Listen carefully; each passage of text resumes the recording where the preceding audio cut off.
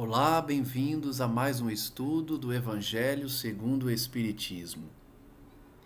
Estamos no capítulo 28, Coletânea de Preces Espíritas, o último capítulo do Evangelho, que nos traz, como o próprio nome diz, várias orações, várias preces, em que Allan Kardec faz uma introdução explicando o efeito, as propriedades, o objetivo de determinada oração e, posteriormente, nos traz um exemplo de prece a ser repetida, a ser proferida.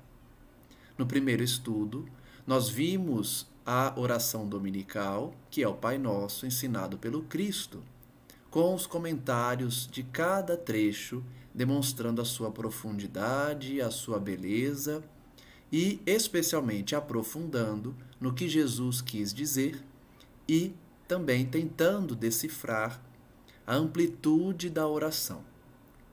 Hoje prosseguiremos verificando prece a prece quais comentários nós podemos fazer para explicar de uma forma mais detalhada como cada uma delas pode contribuir para o nosso reequilíbrio e também para que pessoas que dirigimos essas orações recebam as energias.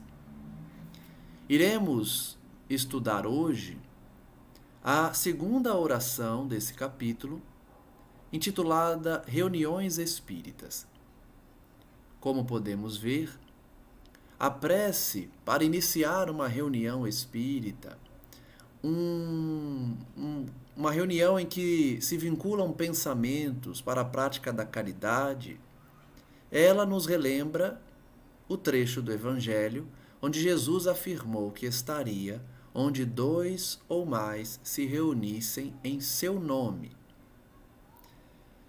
dando a ideia de que devemos sim congregarmos-nos num templo para buscar o Cristo e sua mensagem, mas também, como eu já ouvi de muitas pessoas, Jesus se referia ao momento da oração, ainda que no nosso lar, onde se reúnem nós próprios e o nosso mentor espiritual.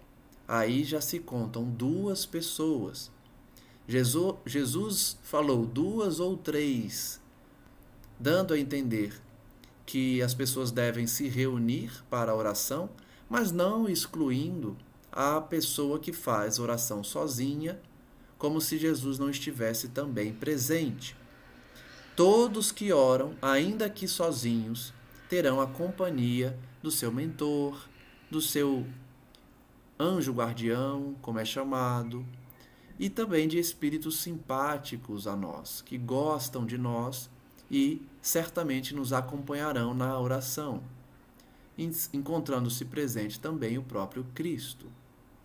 Kardec vai dizer então que, além dessa interpretação de pessoas orando em conjunto, também há a vinculação que não seja presencial, que não se achem materialmente juntas, né? As pessoas podem se vincular pelo pensamento, mas ele se refere que a presença apenas não é o suficiente para que Jesus esteja presente. É preciso que essas pessoas, além de se reunirem, estejam em comunhão de intenção, de ideias, para o bem. Então, Jesus ou os espíritos puros que representam o Mestre se encontrarão na Assembleia. Notem que curioso. Kardec diz Jesus ou os espíritos que o representam, dando a entender ainda que o Espírito de verdade que assina muitas das mensagens contidas no Evangelho podem ser representantes do Cristo também. E certamente a maioria dessas mensagens foram ditadas por esses representantes, se não todas elas, porque nós sabemos que a elevação do Cristo é tamanha que a sua presença pode trazer uma emoção, pode trazer uma cegueira espiritual muito grande porque somos inferiores. Estamos ainda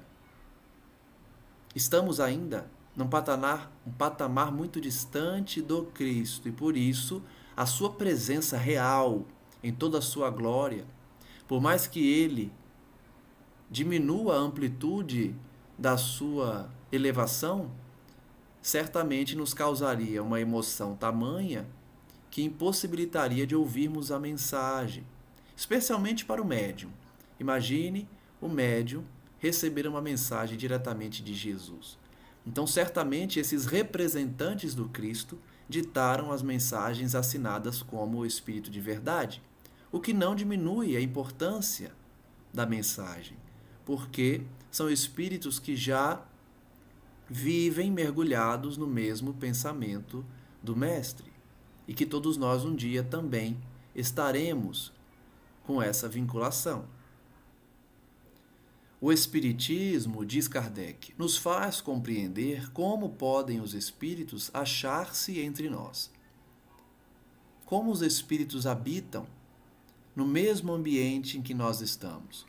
Comparecem com seu corpo fluídico ou espiritual, ou seja, com seu perispírito ou com o corpo espiritual, a sua alma, o seu espírito, sob a aparência que nos levaria a reconhecê-los se tornassem visíveis.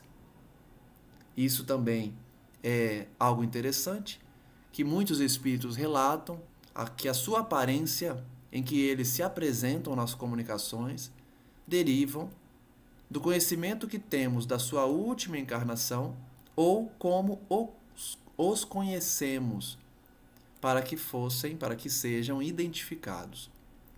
Então, eles surgem juntos de nós com a aparência que nos levaria a reconhecê-los.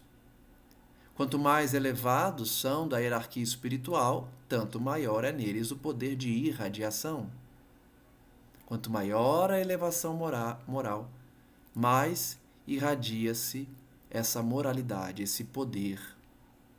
É assim que possuem o dom da ubiquidade, a presença em mais de um lugar, ao mesmo tempo, podendo estar simultaneamente em muitos lugares, bastando para isso que enviem a cada um desses lugares um raio de suas mentes.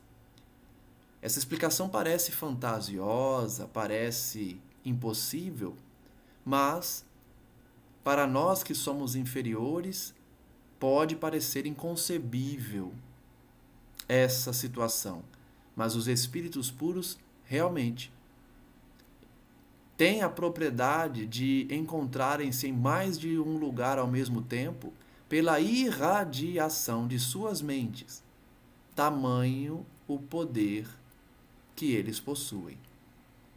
E veremos aí na história vários exemplos de espíritos que até pelo desdobramento, pelo sono, conseguiam estar em mais de um lugar ao mesmo tempo. Dizendo as palavras acima transcritas, que Jesus se referiu, que estaria entre nós quando nos reuníssemos, quis ele revelar o efeito da união e da fraternidade. Por isso, ele usou essa expressão de 2 ou 3 pessoas, 2 ou mais pessoas, estimulando em nós a fraternidade. Porque imaginem, se Jesus fala somente que basta orar, que ele estaria entre nós, muitos egoístas não buscariam o contato com os outros. As pessoas se isolariam ainda mais. Então ele falou dessa forma para estimular o convívio social, a busca de outros seres para orarmos juntos. Porque a lei de solidariedade é necessária para nos elevarmos. Não há como evoluirmos sem exercitarmos a solidariedade, a fraternidade. Então Jesus visava estimular essa união de pensamentos. Tanto é que em todas as obras espíritas que são escritas por meio de uma mediunidade equilibrada e elevada, nós encontramos essa união de pensamentos, dando um poder enorme as orações. O que atrai o mestre não é o maior ou menor número de pessoas que se reúnam, pois em vez de 2 ou 3, houvera ele podido dizer 10 ou 20, mas o sentimento de caridade que reciprocamente as anime. Kardec está explicando. Se o número de pessoas determinasse o poder da oração, Jesus não falaria 2 ou 3. Falaria 10 ou 20 pessoas, demonstrando que o que importa é o sentimento de caridade que elas sentem umas pelas outras. A união que decorre da fraternidade entre esses seres. É isso que vai determinar a potência da prece, a presença do Cristo. Ora, para isso, basta que elas sejam 2. Então vejam, basta que 2 pessoas animadas pelo mesmo princípio caridoso se reúnam em oração para que Jesus compareça, ou seus representantes. Contudo, se essas 2 pessoas oram cada uma por seu lado, embora dirigindo-se ambas a Jesus, não há entre elas comunhão de pensamentos, sobretudo se ali não estão sob o influxo de um sentimento de mútua benevolência. Então vejam a importância de orarmos com pessoas que temos uma identificação vibratória, uma identidade de pensamentos, ou que, ainda que não se tenha essa vinculação, se busque essa vinculação. Que as 2 pessoas, ou mais, se reúnam orando a Cristo, pedindo a presença dele, com identidade de sentimentos, desejando o bem, querendo o bem, e não orando de forma egoística, pedindo apenas a satisfação do interesse individual de cada uma delas. É necessária a comunhão de pensamentos. Se se olham com prevenção, com ódio, com inveja ou ciúme, as correntes fluídicas de seus pensamentos, longe de se conjugarem por um comum impulso de simpatia, repelem-se. E isso é da lei, própria lei de atração e repulsa que a ciência humana estuda. Se os pensamentos são conflitantes, vão afastar uns aos outros, vão se repelir. Então, nada mais lógico, nada mais congruente do que essa explicação. Não pode haver um sentimento de repulsa, de ódio, muito menos, de inveja, de ciúme. Vejam que ele utiliza até mesmo a prevenção, ou seja, quando 2 pessoas não ficam à vontade na presença de uma, com a outra. É necessário esse sentimento de amizade, de querer estar junto. Nesse caso, do sentimento que se repele, não estarão reunidas em nome de Jesus, que então não passa de pretexto para a reunião, não o tendo esta por verdadeiro motivo. O alerta de Kardec é, portanto, no sentido de buscarmos a reunião com outras pessoas com identidade de pensamento voltados para Cristo Jesus.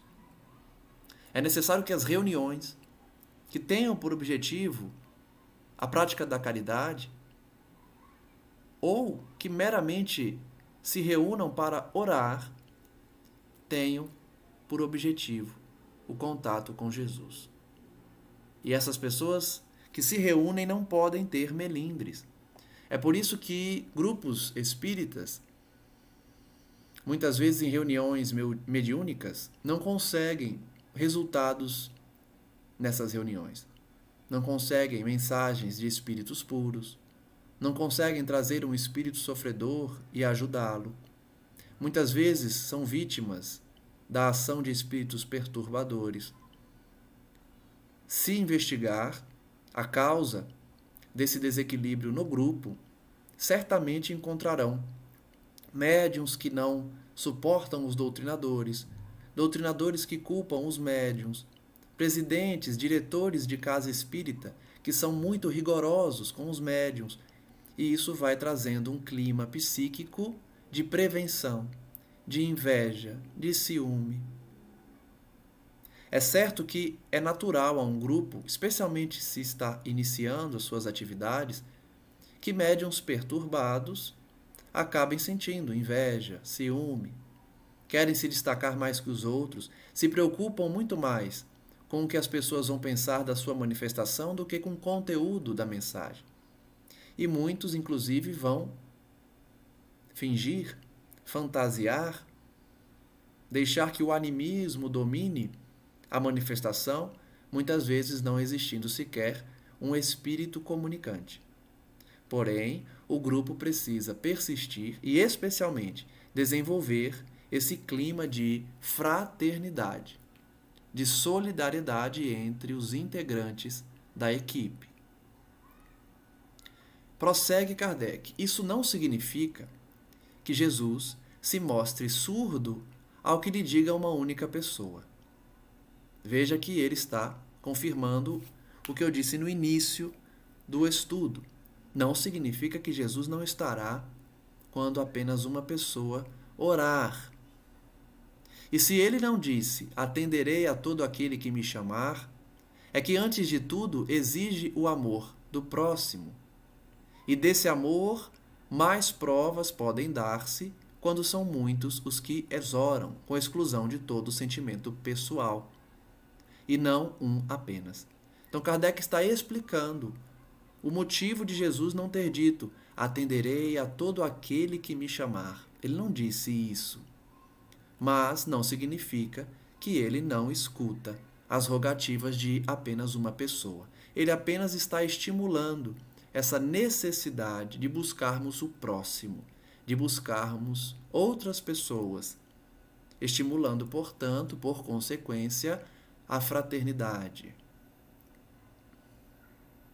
Segue-se que, se numa assembleia numerosa, somente 2 ou 3 pessoas se unem de coração, pelo sentimento de verdadeira caridade, enquanto as outras se isolam e se concentram em pensamentos egoísticos ou mundanos, ele estará com as primeiras e não com as outras.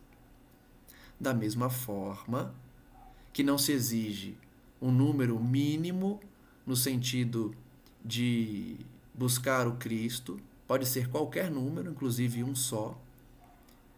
O oposto não significa a amplitude da oração, ou seja, pode ter 30 pessoas, mas se apenas 2 estão conectadas, Jesus entrará em contato por meio da sua presença, da sua irradiação com essas 2 pessoas, ainda que tenham 30 pessoas no local. Se essas 28 pessoas estão pensando em si mesmas de forma egoística, não têm um sentimento sincero, e apenas 2 desse grupo de 30 estão de fato vinculadas pelo pensamento para a prática da caridade, Jesus se vinculará apenas a essas 2. Não é, pois, a simultaneidade das palavras, dos cânticos ou dos atos exteriores que constitui a reunião em nome de Jesus, mas a comunhão de pensamentos, em concordância com o espírito de caridade que ele personifica. Então vejam que bonito esse final do parágrafo, porque demonstra que não basta a congregação na igreja, no templo religioso, no centro espírita.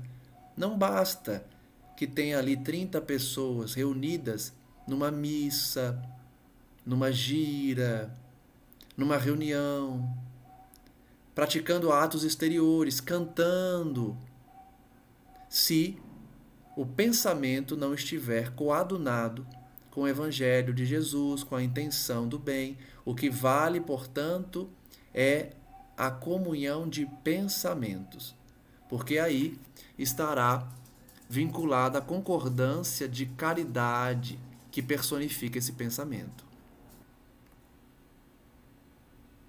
Tal o caráter de que devem revestir-se as reuniões espíritas sérias, aquelas em que sinceramente se deseja o concurso, a participação dos bons espíritos. Como toda reunião, não somente na casa espírita, mas especificamente aqui, por ser uma obra codificada por Kardec, a comunhão de pensamentos deve ser para o bem, a fim de que a espiritualidade ganhe confiança naquele grupo. Kardec, então, coloca um modelo de prece.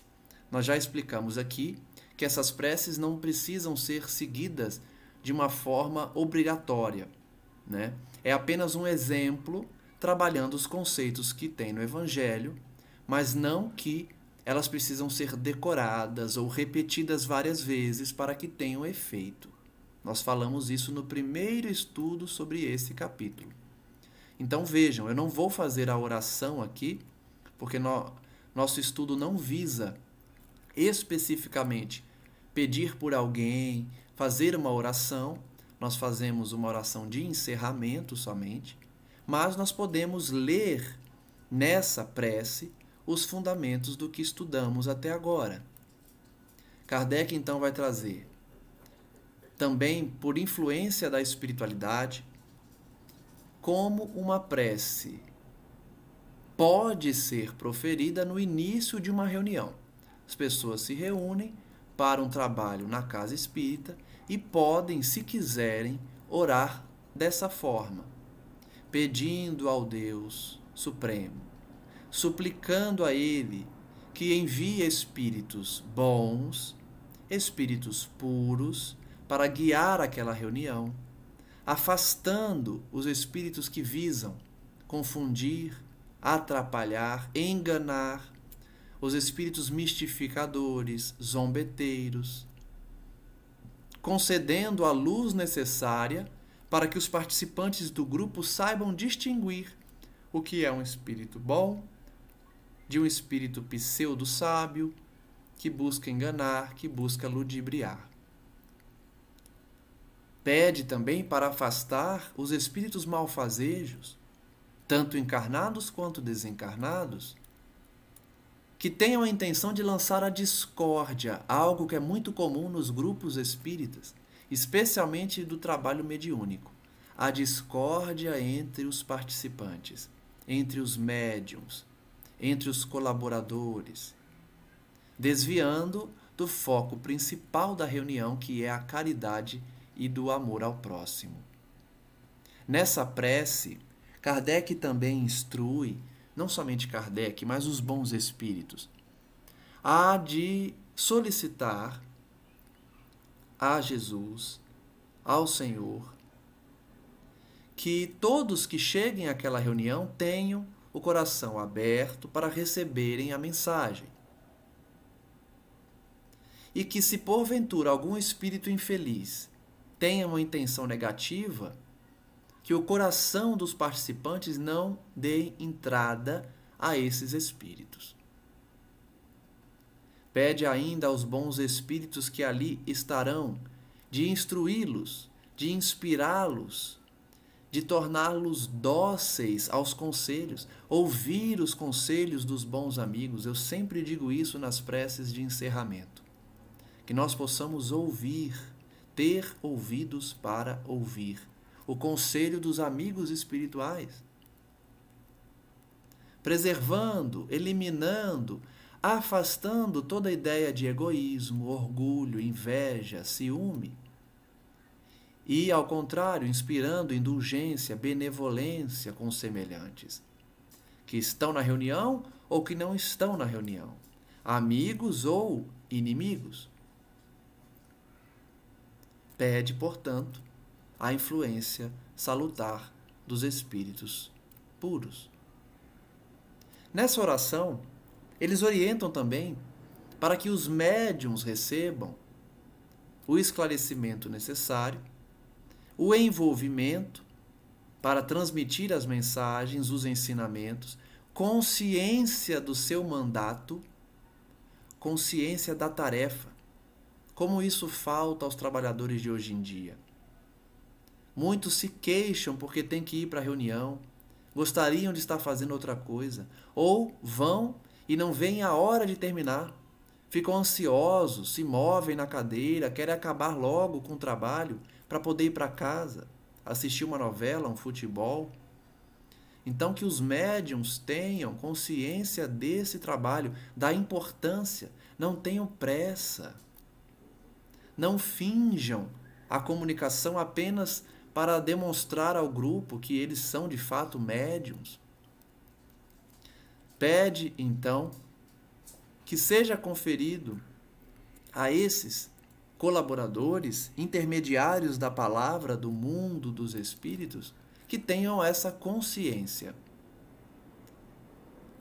da importância do trabalho, daquele ato, e que façam com fervor, com o recolhimento necessário, respeitando principalmente o tempo dos espíritos superiores que regem a reunião.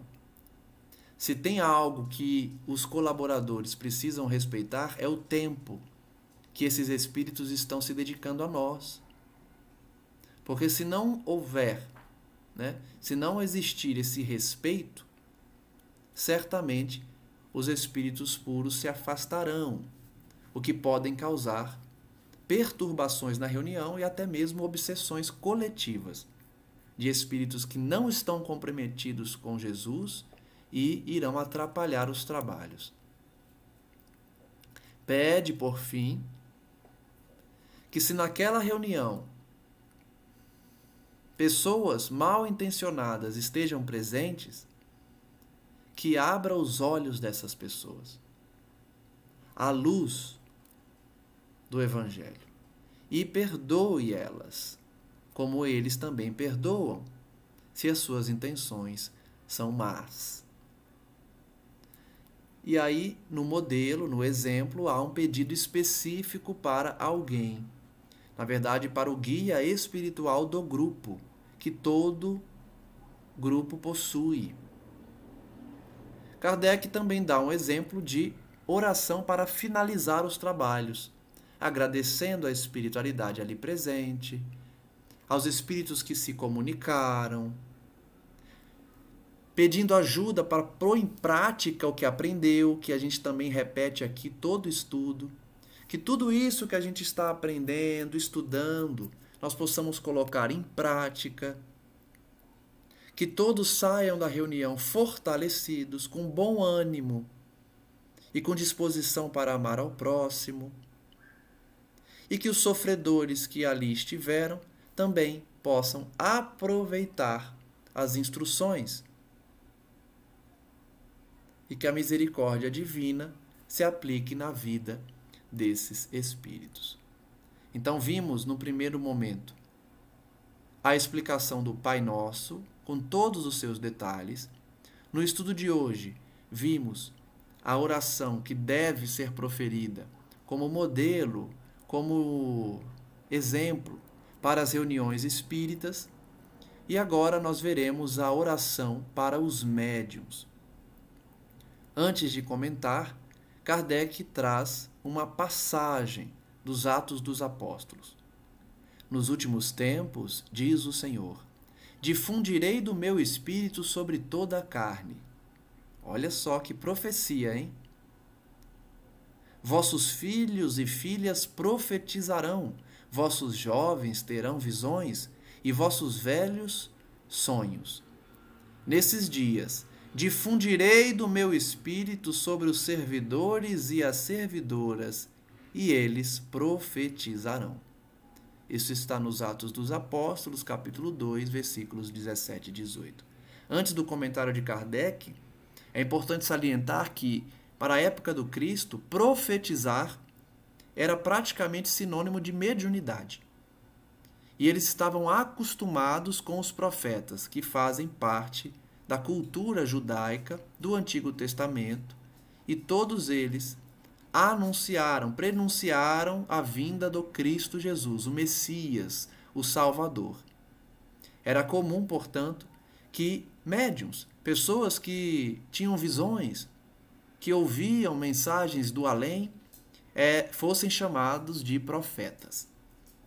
Então vejam que a linguagem utilizada aqui fala que no futuro, nos últimos tempos, no momento de transição planetária, no momento do juízo, o Espírito do Senhor seria difundido sobre a carne. Olha que expressão interessante. E que as crianças, os jovens, né, as crianças que eu digo os filhos, né, profetizariam, teriam visões. E ainda insistiu, além desses todos, os servidores e servidoras de Jesus, os trabalhadores, os médiuns, profetizariam. Então vejam essa passagem, demonstrando que na Bíblia a presença da mediunidade é retirada de vários trechos, mas vamos ver o que Kardec tem a dizer sobre essa passagem. Ele diz: quis o Senhor que a luz se fizesse para todos os homens e que em toda parte penetrasse a voz dos espíritos, a fim de que cada um pudesse obter a prova da imortalidade. Então, primeira conclusão de Kardec com essa passagem. A intenção de Jesus era difundir o fenômeno mediúnico, para que todos atestassem a imortalidade da alma. Isso é característica do juízo, né? É característica e sinal dos tempos, do fim dos tempos, que é esse fim do mundo de provas e expiações para o início de um mundo regenerado. Transição planetária. A mediunidade vai se tornar cada vez mais comum, mais presente, mais aceita, a fim de que todos enxerguem a imortalidade da alma. Com esse objetivo é que os espíritos se manifestam hoje em todos os pontos da Terra, e a mediunidade se revela em pessoas de todas as idades e de todas as condições, nos homens como nas mulheres, nas crianças como nos velhos. Então essa realidade iniciou-se no tempo de Kardec, que foi investigar esse fenômeno, e no Espiritismo a gente aprende que houve uma autorização do Cristo para que os fenômenos mediúnicos, especialmente os de efeitos físicos, se proliferassem por toda a Terra. Então nós veremos diversos registros de fenômenos mediúnicos de efeito físico, ou seja, os espíritos batedores, esses barulhos que se ouviam, essa resposta das mesas girantes, das mesas que tinham as repetições das batidas. Tudo isso foi compilado e estudado. Aconteceu no mundo inteiro. Sinal dos tempos, porque Jesus havia prometido que, além de enviar um consolador que explicasse o mundo espiritual, porque ele não podia falar abertamente na época em que ele veio, também autorizou essa manifestação de espíritos mais próximos à Terra para os efeitos físicos, chamando atenção para a mediunidade. Isso é sinal dos tempos, dos últimos tempos. É um dos sinais de que chegaram os tempos preditos, diz Kardec. Para conhecer as coisas do mundo visível e descobrir os segredos da natureza material, outorgou Deus ao homem a vista corpórea, os sentidos e instrumentos especiais. Então Kardec está explicando. Para ver a matéria, para sentir de forma sensorial, por meio dos nossos sentidos, a natureza material, Deus nos deu a visão, a audição, o tato. Com o telescópio, mergulhamos nas profundezas do espaço. Com o microscópio, descobrimos o mundo dos infinitamente pequenos. Então, tudo isso são sentidos para percebermos o mundo material. Mas, além disso, no fim dos tempos, nesses tempos que se aproximam da transição planetária, Deus também conferiu aos homens as ferramentas para penetrar no mundo invisível.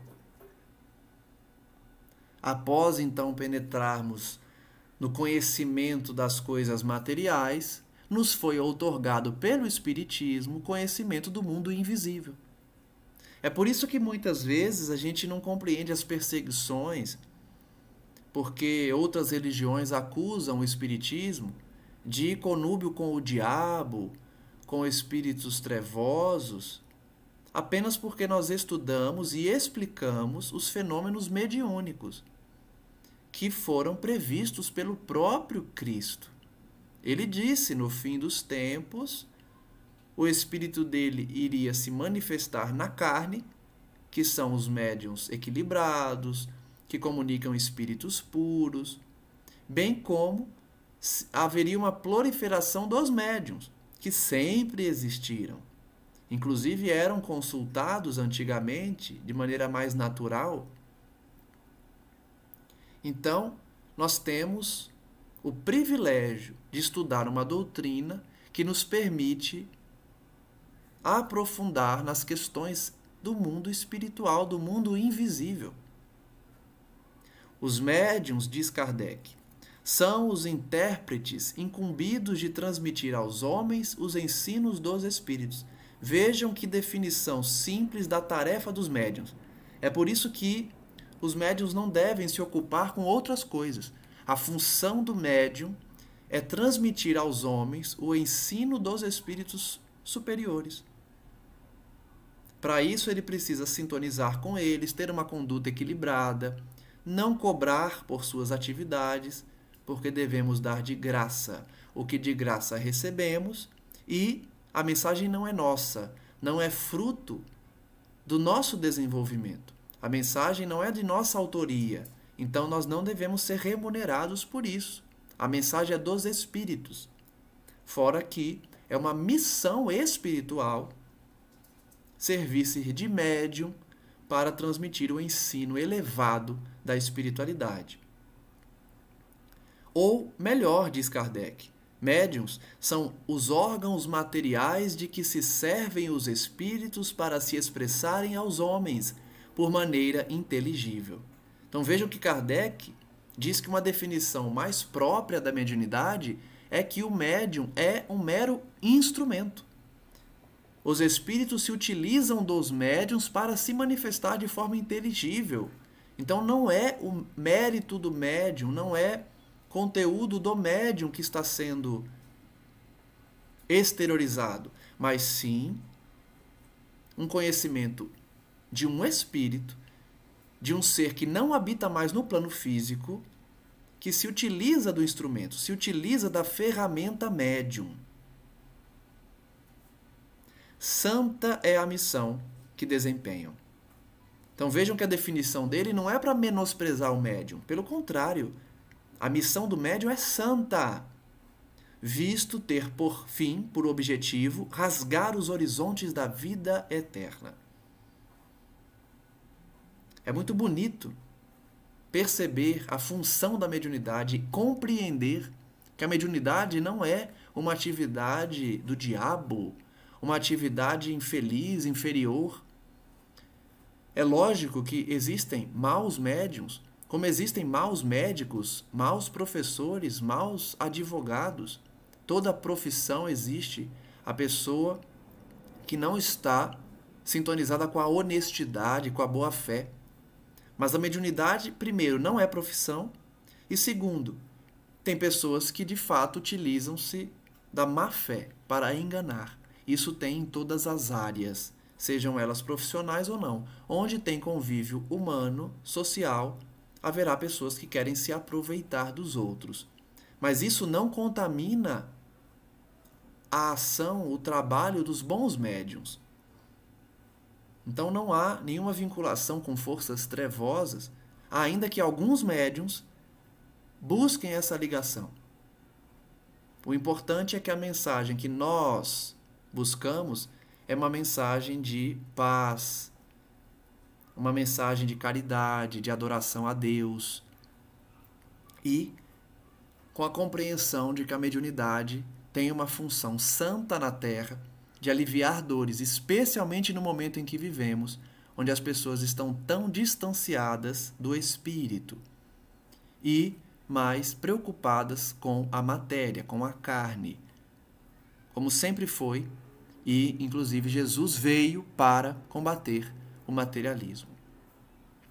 Prossegue Kardec: os espíritos vêm instruir o homem sobre seus destinos, a fim de o reconduzirem à senda do bem.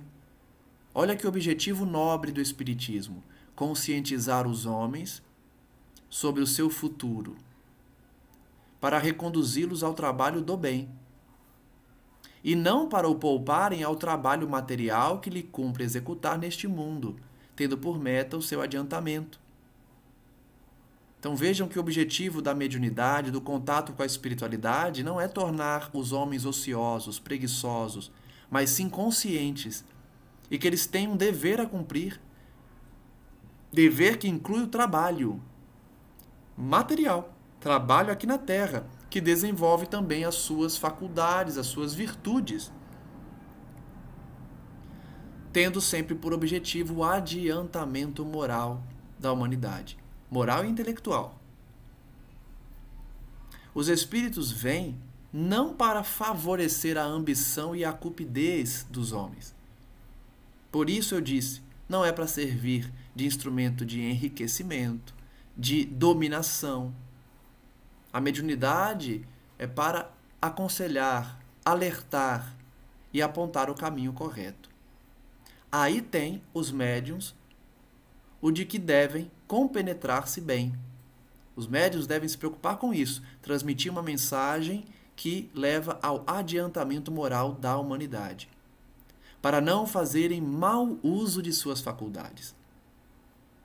Aquele que, médium, compreende a gravidade do mandato, de novo ele diz, compreender a importância do mandato, a importância da sua função, a importância da sua faculdade, do seu dom, para não fazerem mau uso, para que tenham essa consciência da tarefa que estão investidos desempenhando de forma religiosa, preocupando-se em estar em sintonia, não deixando que espíritos trevosos influenciem a mensagem no sentido de enganar, no sentido de trazer divisão, sempre com o objetivo de adiantamento dos homens, da humanidade.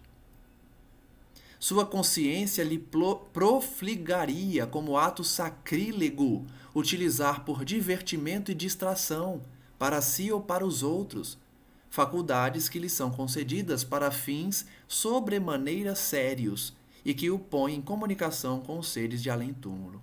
Então vejam que Kardec faz um alerta muito sério, muito importante. Mediunidade não é para servir de diversão, nem distração. Quantos médiuns se distraem ou se divertem com um dom que foi dado a eles, que foi permitido que eles desenvolvessem? O objetivo, então, dos médiuns tem que ser sério. Porque o trabalho não é brincadeira.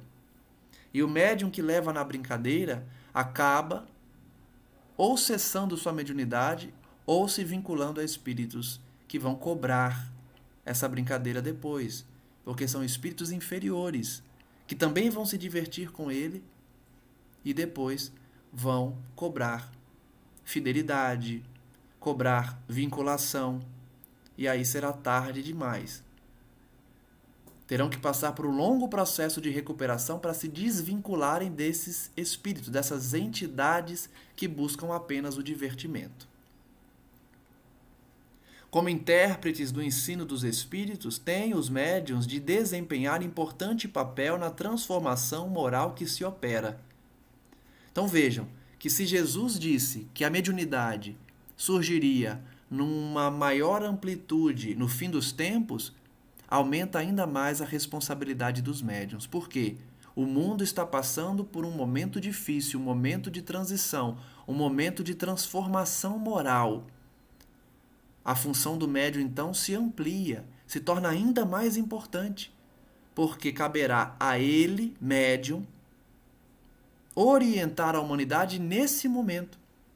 Lógico que não ele como indivíduo, mas ele como instrumento, como ferramenta. Quem guiará esses indivíduos não serão os médiuns em si, mas sim os espíritos superiores, a irradiação do próprio Cristo, Mas o médium tem essa função importantíssima de captar essa mensagem e transmitir aos homens para a sua transformação moral. Os médiuns têm esse importante papel no momento de transição. Os serviços que podem prestar guardam proporção com a boa diretriz que imprimam as suas faculdades, porquanto os que enveredam por mau caminho são mais nocivos do que úteis à causa do espiritismo. Então, de fato, tem os médiuns nocivos que acabam trazendo essa má fama ao espiritismo. Quantos não veem os trabalhos dos maus médiuns e acham que espiritismo é bagunça, que o espiritismo está vinculado com entidades demoníacas, diabólicas, por causa dos maus médiuns. Mas os bons médiuns compensam pelo seu serviço equilibrado, com a boa diretriz que dão às suas faculdades. Os maus médiuns dão uma má impressão e retardam conversões. Olha que expressão bem mais direta que a que eu utilizei, né? Os maus médiuns retardam conversões. A pessoa poderia já estar convertida para o bem, para o cristianismo, para o espiritismo. Mas essa conversão é retardada, ou seja, é postergada, é jogada para frente, porque os maus médiuns acabam demonstrando uma faceta que não pertence ao espiritismo, mas sim ao exercício de uma mediunidade desequilibrada. Kardec vai dizer a consequência. Os maus médiuns terão de dar contas do uso que hajam feito de um dom que lhes foi concedido para o bem de seus semelhantes. Quantas vezes Jesus falou em parábolas sobre o empréstimo, o usufruto, o comodato que Deus entrega a nós, que são os bens, os talentos, os dons, e depois ele cobra a prestação de contas. Teremos que prestar contas. Jesus contou umas 3 ou 4 parábolas que falam da prestação de contas que tem que se dar ao Senhor da terra, ao Senhor que deu moedas aos seus servos, ao Senhor que deu tarefas e depois cobrou. O que vocês fizeram dos dons, dos talentos que eu lhes concedi? Então Jesus falou por diversas vezes. Com a mediunidade não é diferente. Com os deveres de paternidade, de maternidade, enfim, com todos os deveres que nós possuímos, teremos que prestar contas depois. Os maus médiuns terão que prestar contas do uso que fizeram da mediunidade. O médium que queira gozar sempre da assistência dos bons espíritos tem de trabalhar por melhorar-se. É um requisito para usar bem a mediunidade, para ter a companhia de bons espíritos, tem que se melhorar. Tem que buscar o autoaperfeiçoamento, a reforma íntima. Manter uma vibração elevada, de orações, de bons pensamentos, de caridade. Tem que fazer.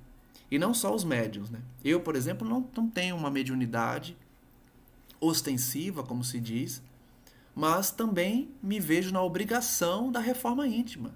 Não é porque eu não sou médium que eu não tenho que praticar a reforma íntima. Todos têm. Mas o médium, por estar em contato com o mundo espiritual, se quer ter a companhia de bons espíritos, precisa praticar a reforma íntima, precisa melhorar-se. O que deseja que a sua faculdade se desenvolva e engrandeça, tem de se engrandecer moralmente. Olha como é bonita essa fórmula. Para a mediunidade ser santificada, eu preciso me santificar. Elevar-me moralmente. E de se abster de tudo que possa concorrer, disputar, para desviar do seu fim, do seu objetivo providencial. Tudo que leva a mediunidade a se afastar da sua tarefa de levar instrução aos homens, à humanidade, precisa ser cortado, precisa se abster de praticar.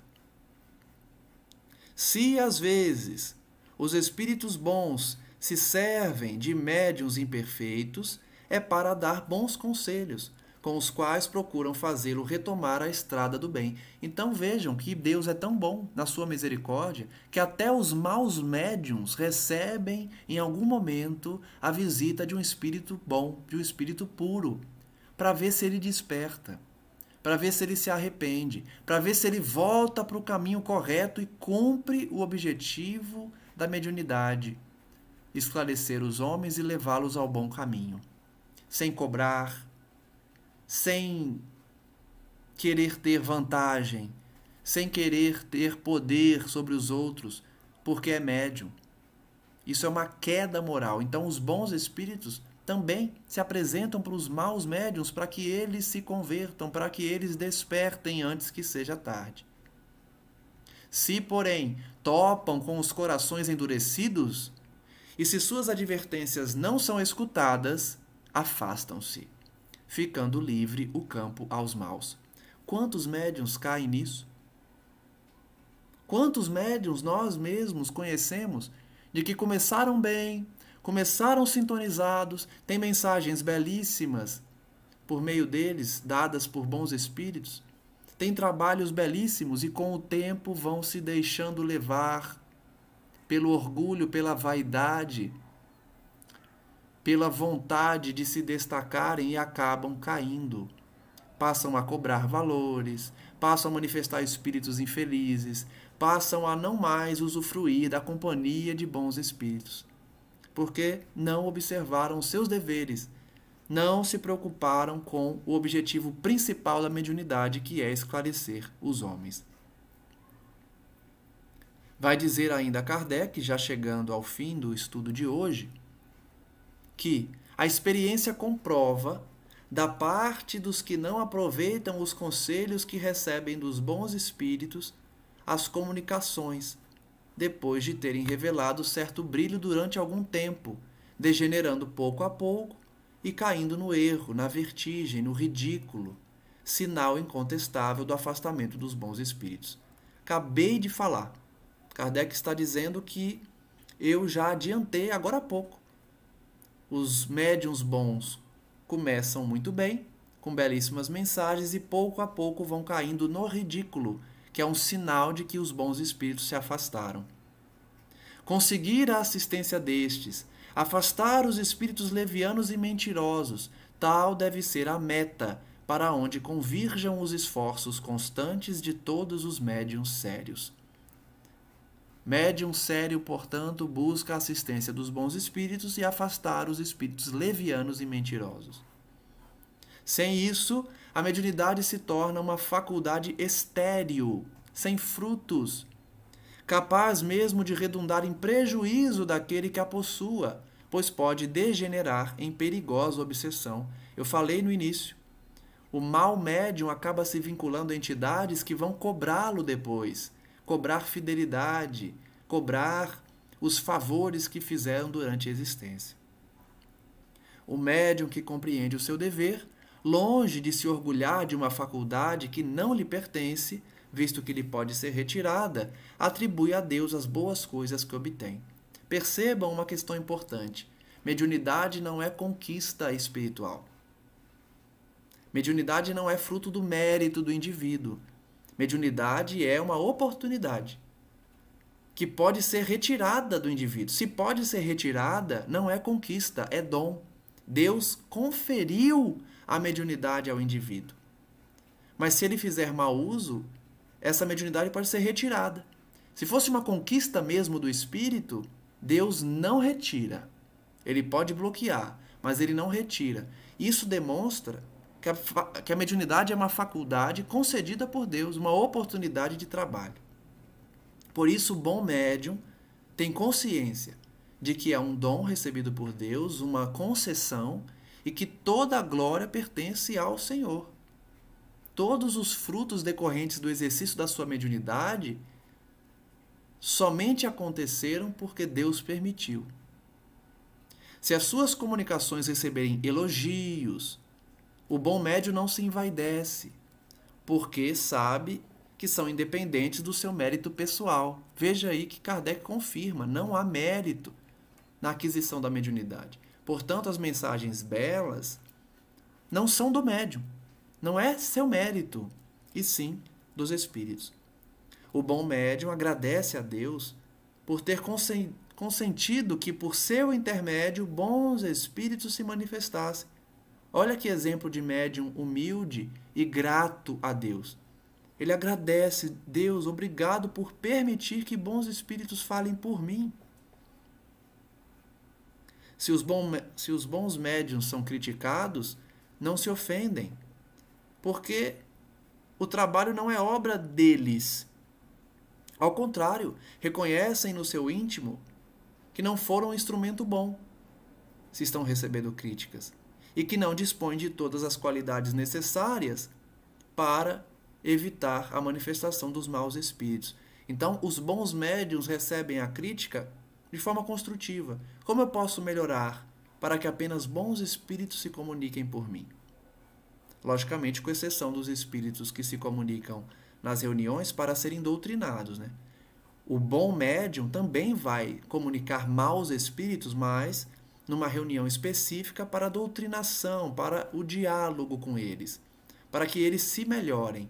Mas a companhia dos bons espíritos somente tem os bons médiuns. Cuida, então, o bom médium de adquirir essas qualidades e suplica por meio da prece as forças que lhe faltam. Vamos ver então, depois dessa introdução explicando os detalhes da mediunidade, como Kardec faz essa oração. Pede a Deus que os bons espíritos estejam ali durante a comunicação, preservando o médium da presunção de achar que o trabalho é dele e que está protegido dos maus espíritos, porque isso é realmente um cuidado. O médium não pode achar, eu não tenho companhia de maus espíritos, e parar de vigiar. Não, ele não pode ter essa presunção. Sempre temos que ter o cuidado para não desfrutarmos da companhia de espíritos infelizes.